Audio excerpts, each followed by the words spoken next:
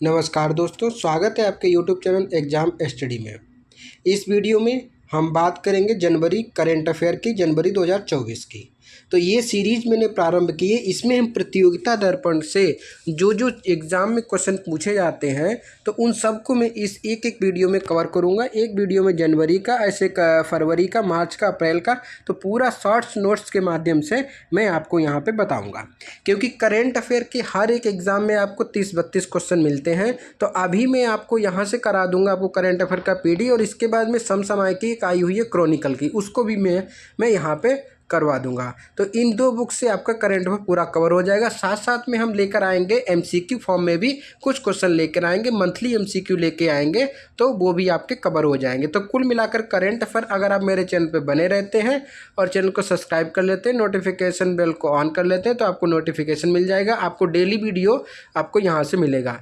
अब मैं साथ साथ में प्रारंभ करने जा रहा हूँ घटना चक्र, जो कि बहुत महत्वपूर्ण है। तो उसको मैं भी 2024 की जो नई घटना चक्र आई है उसको मैं प्रारंभ करूँगा, वो भी आपको विधिवत तरीके से सभी सब्जेक्ट के कराऊंगा। तो यहाँ पे सबसे पहले हम देखते हैं जनवरी 2024 का करंट अफेयर। तो डेली आपको दो वीडियो मिलेंगे, एक करंट अफेयर का मिलेगा, एक जीएस पार्ट का मिलेगा। जीएस में हम घटना चक्र, पॉलिटी स्टार्ट करेंगे, पॉलिटी या हिस्ट्री जो देखेंगे उसको हम प्रारंभ कर देंगे। आप लोग कमेंट कीजिए कौन सा घटना चक्र अभी प्रारंभ किया जाए। जैसे आप कमेंट करते हैं वैसे हम घटना चक्र को भी जीएस का लेके आ जाएंगे। और आपको मेरे चैनल पे बने रहेंगे तो आपको यहाँ से बहुत सारे क्वेश्चंस आपको डायरेक्टरी एग्जाम में मिल जाएंगे। ठीक है, तो चलते हैं यहाँ पे टाइम को न वेस्ट करते हुए चलते हैं। सबसे पहले देखते हैं जनवरी 2024 के करंट अफेयर को। सबसे पहला पॉइंट है,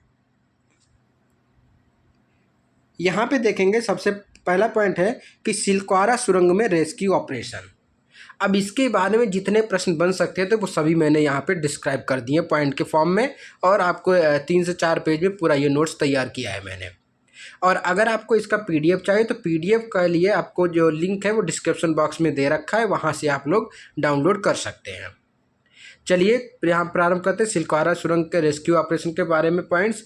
देखो, ये 17 दिन और 41 मजदूर यहाँ पे फंसे थे। पहला फैक्ट यही है कि 17 दिन ये चला था ऑपरेशन और 41 मजदूर यहाँ पे फंसे थे। अब ये कहाँ पे है, कहाँ लोकेट है और क्या क्या इसके अंतर्गत पॉइंट्स हैं, उन सबको हम डिस्क्राइब करते हैं। पहला पॉइंट है कि ये यानी कि सिलक्वारा सुरंग ये उत्तराखंड के काशी जिले, उत्तर काशी जिले में यमुनोत्री राष्ट्रीय राजमार्ग पर निर्माणाधीन है।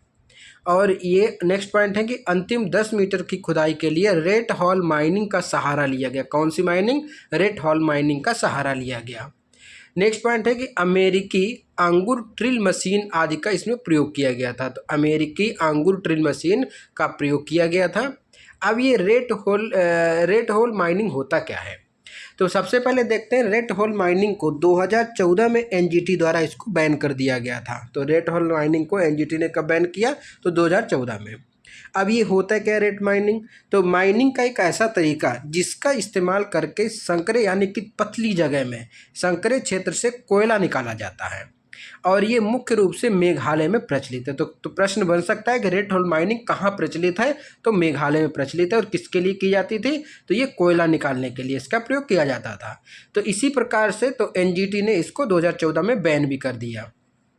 अब देखते हैं सिलक्वारा बड़कोट सुरंग केंद्र सरकार की महत्वाकांक्षी चार धाम ऑल वेदर रोड परियोजना का हिस्सा है, जिसका उद्देश्य गंगोत्री, यमुनोत्री, ये जो 4 धाम है, गंगोत्री, यमुनोत्री, केदारनाथ और बद्रीनाथ, ये उत्तराखंड के 4 धाम है, इनको विशेषकर याद रखें। और इसी के कनेक्टिविटी के लिए ये सुरंग का निर्माण किया जा रहा था। तो ये धार्मिक तीर्थस्थलों तक कनेक्टिविटी में सुधार करना था। अब कौन सी कंपनी कर रही थी कंस्ट्रक्शन? तो ये हैदराबाद की नवयुग इंजीनियरिंग कंस्ट्रक्शन कंपनी के द्वारा इस सुरंग का निर्माण किया जा रहा था। तो इतने पॉइंट्स थे। इस सभी पॉइंट्स में आपको दिखा होगा। आप जनवरी माह की जो करंट अफेयर पीडी है, प्रतियोगिता दर्पण है, उसको लीजिए और देखिए मैंने यहाँ पे पूरे कवर कर दिए कि नहीं सभी पॉइंट, जितने पॉइंट पूछे जा सकते हैं। अब देखते हैं नेक्स्ट टॉपिक। अब नेक्स्ट टॉपिक क्या है कि बिहार आरक्षण वृद्धि संबंधी अधिसूचना। तो बिहार में आरक्षण का जो प्रावधान चल रहा था उसके बारे में कि बिहार आरक्षण वृद्धि संबंधी अधिसूचना, जहां पे आरक्षण 75% का प्रावधान किया गया था। हालांकि बाद में हाई कोर्ट ने शायद उस पर रोक लगा दी है अभी, लेकिन उस समय का मुद्दा है तो इसको हमको कवर करना जरूरी है। तो मंत्रिमंडल की मंजूरी कब मिली थी? तो 7 नवंबर को मिली थी। विधानसभा से मंजूरी कब मिली? तो 9 नवंबर को मिली। और विधान परिषद से कब मिले? तो 10 नवंबर को मिली। और राज्यपाल द्वारा इसको 17 नवंबर को स्वीकृति मिल गई थी। इसके तहत कितना परसेंटेज है? तो एससी का 20%, फिर एसटी का 2%, ओबीसी 18%, ईबीसी 25% और ईडब्ल्यूएस 10%। ये आरक्षण की बात करता है। और यहाँ पे ये बात कर रहा है कि कितना परसेंटेज है बिहार में। एससी का 16%, एसटी 1%, ओबीसी 12%, ईबीसी 18%। ये इन जातियों का परसेंट है और ये आरक्षण का परसेंट है। तो एससी आरक्षण कितना बोला था इसमें? 20%, एसटी 2%, ओबीसी 18%, ईबीसी 25% और ईडब्ल्यूएस 10%। तो ये प्रावधान था, ये भी पॉइंट उसमें था, तो ये भी मैंने कवर कर दिया है। नेक्स्ट देखते हैं यूनेस्को के क्रिएटिव सिटीज़ नेटवर्क। तो यूनेस्को द्वारा जो क्रिएटिव सिटीज़ नेटवर्क जारी किया जाता है, इसके तहत भारत के 2 नए शहर शामिल किए गए। तो एक ग्वालियर किया गया, एक कोझिकोड किया गया। तो ग्वालियर को संगीत के क्षेत्र में, कोझिकोड को साहित्य के क्षेत्र में। अभी बहुत सारे एग्जाम हुए हैं, तो वहाँ किसी न किसी एग्जाम में पूछा गया था कि कोझिकोड को किसके लिए किया गया था। तो वहाँ ऑप्शन था साहित्य संगीत, ये तो कोझिकोड को साहित्य के लिए और ग्वालियर को संगीत के क्षेत्र के लिए क्रिएटिव सिटीज नेटवर्क में शामिल किया गया। अब देखते हैं क्रिएटिव, इसकी कितनी श्रेणियाँ होती हैं। तो ये 7 श्रेणियों में ये घोषित किया जाता है। तो 7 श्रेणियाँ कौन कौन सी है? तो शिल्प और लोक कला, दूसरा डिजाइन के क्षेत्र में, तीसरा फिल्म के क्षेत्र में, चौथा गैस्ट्रोनॉमी के क्षेत्र में, और 5वां साहित्य, छठा मीडिया और 7वां आपका कला और संगीत के क्षेत्र में। अब देखते हैं पूरे वर्ल्ड में क्रिएटिव सिटी कितनी है? तो 350 शहर क्रिएटिव शहर शामिल हैं, और जिसमें भारत के 8 शहर। 8 कौन कौन से, किस क्षेत्र से? तो सबसे पहले देखते हैं जयपुर को क्या? तो लोक कला और शिल्प के क्षेत्र में। फिर है वाराणसी, यूपी का वाराणसी को किसमें? संगीत के क्षेत्र में। चेन्नई जो है संगीत के क्षेत्र में। मुंबई फिल्म के क्षेत्र में। श्रीनगर जो है वो शिल्प और लोक कला, और जबकि हैदराबाद को गैस्ट्रोनॉमी के क्षेत्र में क्रिएटिव सिटीज का दर्जा मिला है। तो इन अभी करंट का ये है, तो इन दोनों को याद रखिए कि ग्वालियर को संगीत और कोझिकोड को साहित्य में। तो ये तीसरा हो गया। अब चौथा देखते हैं। चौथा जो है टॉपिक है कि मेरी माटी मेरा देश अभियान। कौन सा? तो मेरी माटी मेरा देश अभियान। तो सबसे पहले देखते हैं इसकी शुरुआत हुई थी 12 मार्च 2021 को, और इसका समापन हुआ था 31 अक्टूबर 2023 को। तो मेरी माटी मेरा देश अभियान, इसकी शुरुआत होती है 12 मार्च 2021 को, और इसका समापन होता है 31 अक्टूबर 2023 को। ये इम्पॉर्टेंट है, इसीलिए ये यहाँ पे हम लाए हैं कि 31 अक्टूबर को इसका समापन हुआ था, लेकिन प्रारंभ का हुआ था तो ये हुआ था आपका 12 मार्च 2021 को। अब देखते हैं कि देश भर के 7500 है ये, जो देश भर के 7500 स्थलों से एकत्र कर लाई गई पवित्र मिट्टी से अमृत वाटिका दिल्ली का निर्माण किया गया। यानी कि अमृत वाटिका जो कि दिल्ली में, उसका निर्माण किया गया है। फिर इसी अवसर पर प्रधानमंत्री ने युवाओं के लिए मेरा युवा भारत का शुभारंभ भी किया था। तो प्रश्न आ सकता है कि मेरा युवा भारत का शुभारंभ किस अभियान के तहत किया गया? तो मेरी माटी मेरा देश अभियान के तहत किया गया था। क्वेश्चन आएगा कि मेरा माटी मेरा देश अभियान कब प्रारंभ किया गया? तो 12 मार्च 2021 को प्रारंभ किया गया था। कब तक? 31 अक्टूबर 2023 तक। अब देखते हैं इसके तहत अमृत महोत्सव पुरस्कार दिए गए हैं। तो अमृत महोत्सव पुरस्कार सबसे पहले देखते हैं राज्य या केंद्र शासित प्रदेश में जम्मू कश्मीर को दिया गया, दूसरा गुजरात को, तीसरा हरियाणा और राजस्थान को। तो ये है अमृत महोत्सव पुरस्कार दिया गया। वहीं मंत्रालय की बात करें तो विदेश मंत्रालय को पहला दिया गया, दूसरा रक्षा मंत्रालय को, तीसरा रेल और शिक्षा मंत्रालय को दिया गया। नेक्स्ट टॉपिक देखते हैं कि 54वां अंतर्राष्ट्रीय फिल्म महोत्सव कौन सा है? तो 54वां है, 54वां। तो 54वां अंतर्राष्ट्रीय फिल्म महोत्सव कहाँ हुआ? गोवा में हुआ। और इसके तहत कि भारतीय सिनेमा में योगदान के लिए विशेष सम्मान दिया गया माधुरी दीक्षित को। और सत्यजीत रे लाइफ टाइम अचीवमेंट पुरस्कार दिया गया माइकल डगलस को। तो पूछा जाएगा कि सत्यजीत रे लाइफ टाइम अचीवमेंट पुरस्कार किसको दिया गया, तो माइकल डगलस को। नेक्स्ट टॉपिक की ओर बढ़ते हैं। नेक्स्ट टॉपिक है कि प्रधानमंत्री जनमन योजना जो है, प्रधानमंत्री जनमन अभियान, तो ये क्या है, तो ये प्रधानमंत्री जनजाति आदिवासी न्याय महाअभियान है ये। तो प्रधानमंत्री जनजाति जनजाति आदिवासी न्याय महाअभियान इसका फुल फॉर्म है। अब ये कब प्रारंभ किया गया, तो 15 नवंबर 2023 को। 15 नवंबर कौन सा दिवस मनाया जाता है, तो जनजाति गौरव दिवस के रूप में मनाया जाता है। तो जनजातीय गौरव दिवस किसके उपलक्ष्य में मनाया जाता है, तो बिरसा मुंडा की जन्म दिवस के रूप में इसको मनाया जाता है। तो इसी दिन इनका जन्म हुआ था और 15 नवंबर को जनजातीय गौरव दिवस मनाया जाता है। तो इसी अवसर पर पीएम जनमन का प्रारंभ किया गया। कहाँ से, तो झारखंड के खूंटी से इसको प्रारंभ किया गया। इसमें कुल परिव्यय हुआ है 24,104 करोड़ रुपए और इससे संबंधित मंत्रालय कितने हैं, 9 इससे संबंधित मंत्रालय हैं। चलते हैं नेक्स्ट टॉपिक की ओर। नेक्स्ट टॉपिक है इंडिया यूएसए 2+2 वार्ता। इंडिया यूएसए 2+2 वार्ता कब हुआ था, तो 10 नवंबर 2023 को। कहाँ, तो न्यू दिल्ली में। और ये कब से प्रारंभ है, तो ये सितंबर 2018 से इसका प्रारंभ हुआ था। इसके तहत यूएसए के विदेश मंत्री तो एंटनी विलिंकन थे, एंटनी विलिंकन जो कि विदेश मंत्री थे यूएसए के, और रक्षा मंत्री थे वहाँ के लॉयड ऑस्टिन रक्षा मंत्री। अब 2+2 वार्ता एक है भारत और ऑस्ट्रेलिया के साथ में, जहाँ पे 2+2 वार्ता ये हुई है 20 नवंबर 2023 को, ये भी आपका नई दिल्ली में। तो पूछा जा सकता है किस किस के मध्य होता है, तो भारत और यूएसए और भारत और ऑस्ट्रेलिया, तो दोनों को याद रखिए। ऑस्ट्रेलिया के विदेश मंत्री पेनी बोंग और रक्षा मंत्री रिचर्ड मार्लेस यहाँ पे आए हुए थे। नेक्स्ट पॉइंट की ओर बढ़ते हैं। पॉइंट है कि अफगानिस्तान ने भारत में नई दिल्ली स्थित अपने दूतावास को 23 नवंबर 2023 को स्थायी तौर पर बंद करने की घोषणा की। तो प्रश्न आ सकता है कि किस देश ने अपना स्थायी दूतावास को नवंबर 2023 में बंद करने की घोषणा की, तो अफगानिस्तान। नेक्स्ट है कि न्यूजीलैंड के नए पीएम कौन बने हैं, तो क्रिस्टोफर लक्सन। न्यूजीलैंड के नए पीएम क्रिस्टोफर लक्सन, और ये इनकी पार्टी का नाम है नेशनल पार्टी। नेक्स्ट है कि अर्जेंटीना के नए राष्ट्रपति, तो जेवियर मिलेई जो कि अर्जेंटीना के नए राष्ट्रपति। ये दोनों नियुक्तियां हैं, इनको भी विशेषकर याद रखिए। और न्यूजीलैंड के तो प्रधानमंत्री कई एग्जाम में पूछ चुका है, ठीक है, तो आगे भी पूछने की संभावना बनी रहती है, ठीक है। और अर्जेंटीना कौन बनाएंगे, तो जेवियर मिलेई। नेक्स्ट पॉइंट की ओर चलते हैं। भारत बांग्लादेश के बीच रेल लिंक का उद्घाटन। भारत बांग्लादेश के बीच रेल लिंक का उद्घाटन किया गया।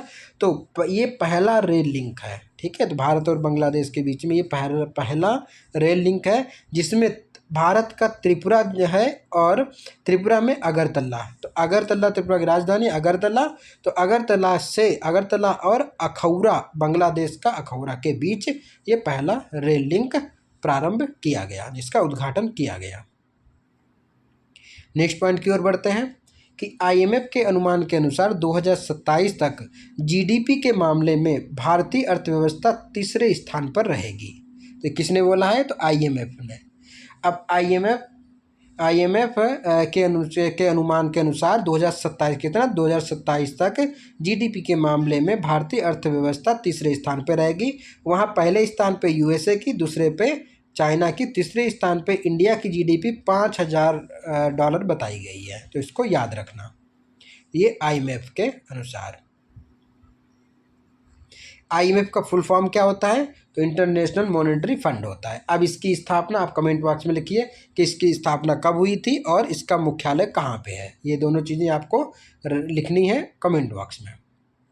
नेक्स्ट पॉइंट की ओर बढ़ते हैं कि एशिया प्रशांत मानव विकास रिपोर्ट यूएनडीपी के द्वारा इसको लॉन्च किया जाता है। क्या, एशिया प्रशांत मानव विकास रिपोर्ट यूएनडीपी के द्वारा। यूनाइटेड नेशन डेवलपमेंट प्रोग्राम, इसका भी फुल फॉर्म है UNDP, united nation development programme. इसके तहत भारत सहित एशिया प्रशांत क्षेत्र में विकास परिदृश्य पर चर्चा की गई है और भारत उच्च आय एवं धन असमानता वाले शीर्ष देशों में उभरा है। अब नेक्स्ट पॉइंट की ओर बढ़ते हैं। पॉइंट है WCDM यानी world Congress on disaster management. World Congress on disaster management की 6 यानी 6ठी सम्मेलन देहरादून में हुई कब? 28 नवंबर 2023 को। तो पूछा जाएगा WCDM की बैठक 6ठी बैठक कहाँ हुई? तो देहरादून में। अब WCDM क्या है? तो world Congress on disaster management. Next कुछ नियुक्तियां हैं कि SPG के नए प्रमुख कौन बने हैं? तो आलोक शर्मा। SPG के नए प्रमुख कौन बने? आलोक शर्मा। नए मुख्य चुनाव आयुक्त मुख्य सूचना आयुक्त नए मुख्य सूचना आयुक्त कौन है? तो हीरालाल सागरिया। याद रखना कि नए मुख्य सूचना आयुक्त हैं। सूचना आयुक्त कौन है? तो हीरालाल सामरिया। नेक्स्ट है कि 2023 की मिस यूनिवर्स किसको बनाया गया? तो 2023 की मिस यूनिवर्स बनी है सैनिस पेलेसियास। ठीक है, तो सैनिस पेलेसियास जो कि निकारागुआ की है।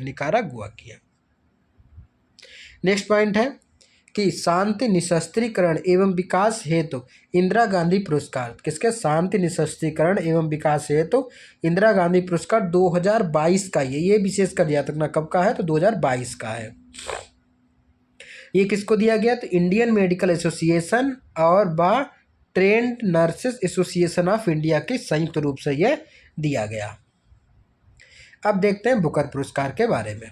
बुकर पुरस्कार 2023 ये 23 के हैं। तो बुकर पुरस्कार 2023 ये आयरलैंड के साहित्यकार पॉल लिंच को दिया गया। ठीक है, चूँकि ये जनवरी के करेंट अफेयर है तो जनवरी की जो PD आती है तो उसमें आपका नवंबर दिसंबर का दिया रहता है। तो इससे क्या होता है कि हम पीछे का भी कवर हो जाता है। और जनवरी जैसे फरवरी की आएगी तो उसमें दिसंबर जनवरी का दिया रहेगा, ऐसे आगे बढ़ती जाती है। तो इसी प्रकार से हम इसको पढ़ते हैं।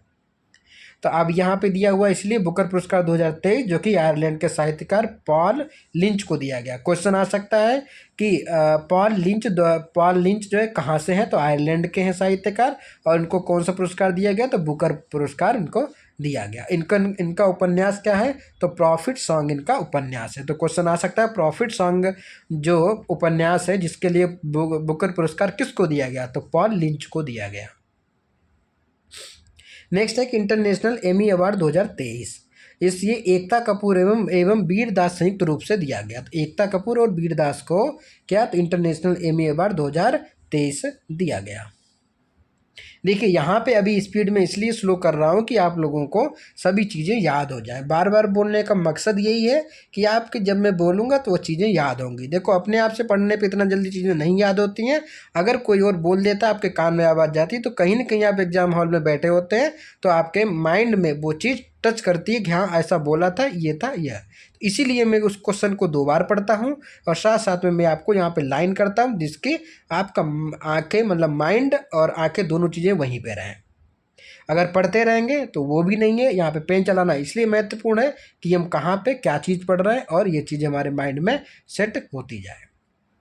पढ़ने के लिए मैं तुरंत इसको पढ़ के निकल जाऊँ, लेकिन मैं इसीलिए टाइम ले रहा हूँ कि टाइम भले ज़्यादा लगे लेकिन चीज़ें याद होनी, चीज़ें कन्फर्म होनी चाहिए, याद होनी चाहिए। क्योंकि एग्जाम हॉल में बैठते तो कन्फ्यूजन बहुत होता है। ठीक है, तो उससे बेटर है कि हम आराम पढ़ेंगे लेकिन पूरा करेंगे। और आधा घंटा लगेगा, बस आधा घंटे, ज़्यादा क्या लगेगा इसमें? आधे घंटे में, अब आधे घंटे को भी आप कम करेंगे तो उसमें कितना, तो करंट अफेयर तो करना पड़ेगा। ठीक है, तो इसीलिए इसको आराम करते चलिए। बिल्कुल लाइन बाई लाइन में यहाँ पे आपको करवा रहा हूँ। आप किताब से मैच कर लीजिए, कोई भी पॉइंट में छूटा नहीं है और सभी पॉइंट कवर किए हैं जिस प्रकार से एग्जाम में क्वेश्चन पूछे जाते हैं। चलिए नेक्स्ट बढ़ते हैं। पुस्तकें हैं अगेन एंड अगेन। तो अगेन एंड अगेन के लेखक कौन है? जोनाथन एविसन जो कि अगेन एंड अगेन के लेखक हैं। नेक्स्ट है कि कॉमन एट अनकॉमन। तो कॉमन एट अनकॉमन के सुधा मूर्ति। कॉमन एंड अनकॉमन कौन है? सुधा मूर्ति। विशेषकर याद रखना इनको, अगेन एंड अगेन जोनाथन एविसन और कॉमन एट अनकॉमन ये है सुधा मूर्ति। नेक्स्ट देखते हैं। नेक्स्ट पॉइंट है कि यूएनओ यानी संयुक्त राष्ट्र संघ यूएनओ ने वर्ष 2024 को अंतर्राष्ट्रीय कैमलिड्स वर्ष घोषित किया। कैमलिड्स मतलब ऊँटों का वर्ष। ठीक है, कैमल मतलब ऊँट या कैमलिड्स ऊँटों का वर्ष 2024 को यूएनओ ने घोषित किया है। नेक्स्ट देखते हैं कि मीराबाई की 525वीं जयंती के अवसर पर कहाँ? तो मथुरा में प्रधानमंत्री ने 525 रुपये का सिक्का जारी किया। तो पॉइंट क्या है कि मीराबाई की 525वीं जयंती के अवसर पर कहाँ, तो मथुरा में प्रधानमंत्री ने 525 रुपए का सिक्का जारी किया। अब नेक्स्ट देख लेते हैं कि कुछ केंद्रीय बजट 2023-24 में कुछ घोषित योजनाएं हैं। क्या योजना है उनके बारे में केवल हम देखते हुए चलते हैं एक बार। देखो, सबसे पहले ये कि कृषि के लिए डिजिटल पब्लिक अवसंरचना निर्माण। ये क्या है, तो इसकी विशेषता है कि एक खुले स्रोत, खुले मानक और अंतन प्रचलन योग्य लोकहित में के रूप में इसको किया गया, ये योजना है। दूसरी योजना है कि कृषि वर्धक निधि। तो कृषि वर्धक निधि कृषि से संबंधित आ गया है, क्या है, तो ग्रामीण क्षेत्रों में स्टार्टअप की स्थापना हेतु सहायतार्थ, ये कृषि वर्धक निधि है। नेक्स्ट है कि श्री अन्न हेतु वैश्विक केंद्र। श्री अन्न हेतु वैश्विक केंद्र, तो श्री अन्न में बाजरा हो गया आपका, बाजरा, रागी, कटु रामदाना, कगनी, कुटनी, कोदो, चीना और सामा के लिए भारतीय बाजार अनुसंधान संस्थान हैदराबाद को उत्कृष्टता केंद्र के रूप में इसको माना गया है। तो क्वेश्चन यहाँ से बन सकता है कि भारतीय बाजार अनुसंधान संस्थान कहाँ है, तो हैदराबाद में। ठीक है, इसको याद रखना।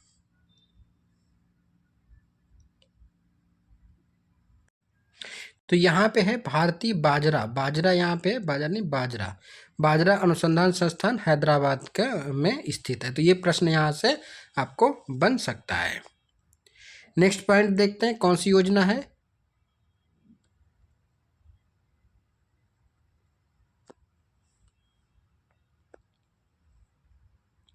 हाँ, तो नेक्स्ट योजना है आपका ये सिकिल सेल एनीमिया उन्मूलन। तो सिकिल सेल एनीमिया उन्मूलन, ये इसकी विशेषता क्या है, तो सिकिल सेल एनीमिया से प्रभावित 0 से 40 वर्ष की आयु वर्ग के 7 करोड़, कितना, तो 7 करोड़ लोगों के अंतर्गत सर्वाधिक जांच, उपचार और काउंसिल किया जाएगा इनको।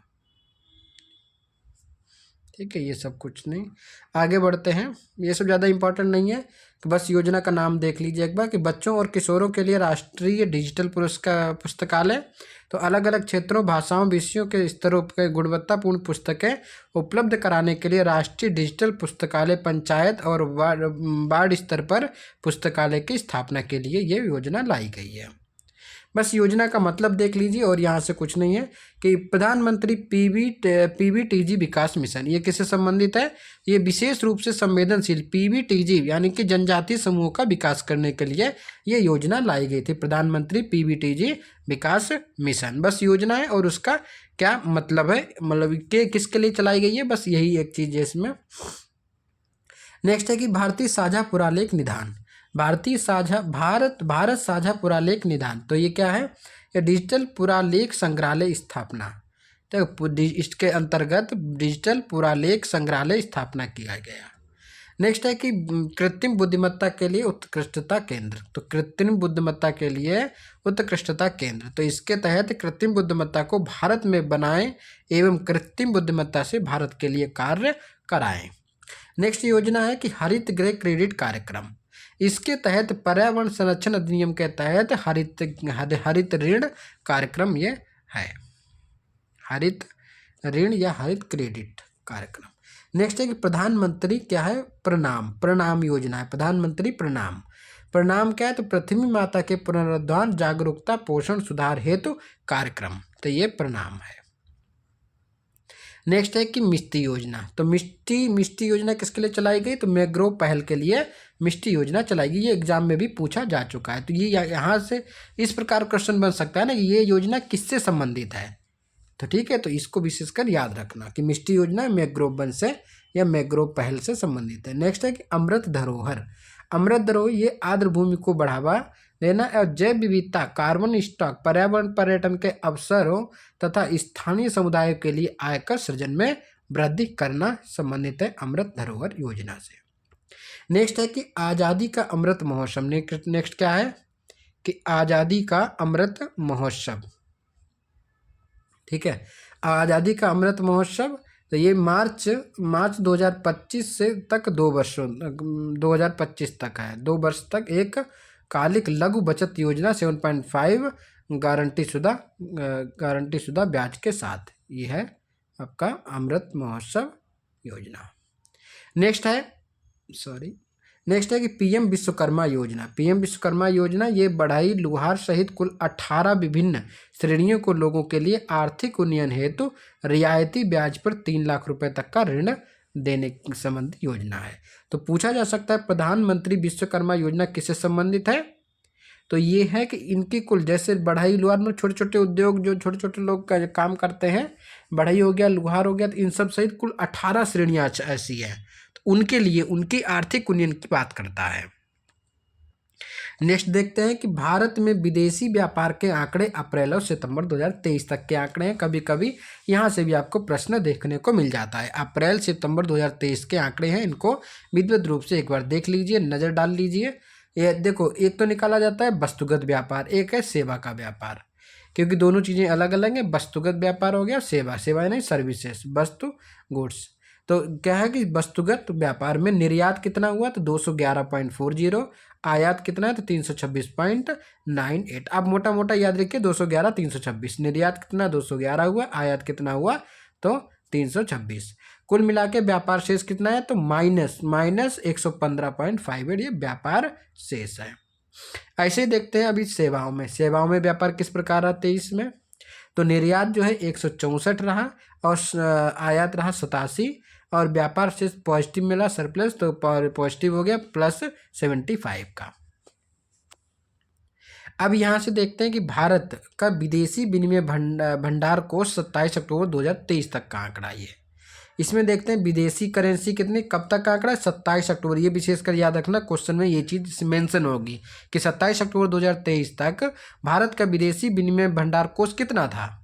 यहाँ पे आपको आंकड़े दिए जाएंगे, तो उसमें 517.5 अरब डॉलर। तो 517 याद रखिए, 517.5 क्या विदेशी करेंसी है। अच्छा, ये विदेशी करेंसी है। अब इसमें पूरा टोटल करेंगे तब देखेंगे वो तो कितना है। तो विदेशी करेंसी के रूप में 517.5, स्वर्ण कोष के रूप में 45.90 और SDL के रूप में आपके 17.91 और IMF के रिजर्व के रूप में है 4.77। तो कुल मिलाकर भंडार कोष है 586.5 अरब डॉलर। तो ये पूरा मिला के आपको इतना है। तो क्वेश्चन आपको यहीं से बनेगा डायरेक्ट, क्या कि अक्टूबर 2023 तक भारत का विदेशी विनिमय भंडार कोष कितना है? तो 586.5 अरब डॉलर।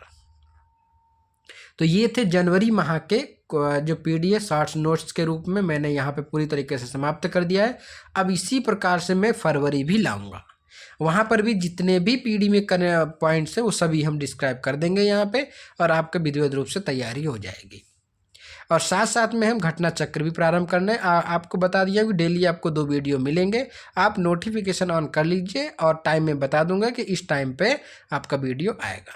एक वीडियो शायद शाम को आएगा, आई थिंक शाम को, एक आपको सुबह मिलेगा। करंट अफेयर का आपको सुबह मिल जाएगा 7 बजे 8 बजे करीब, और जो GS का मैं प्रारंभ करूँगा वो आपको शाम को 6-7 बजे मिल जाएगा।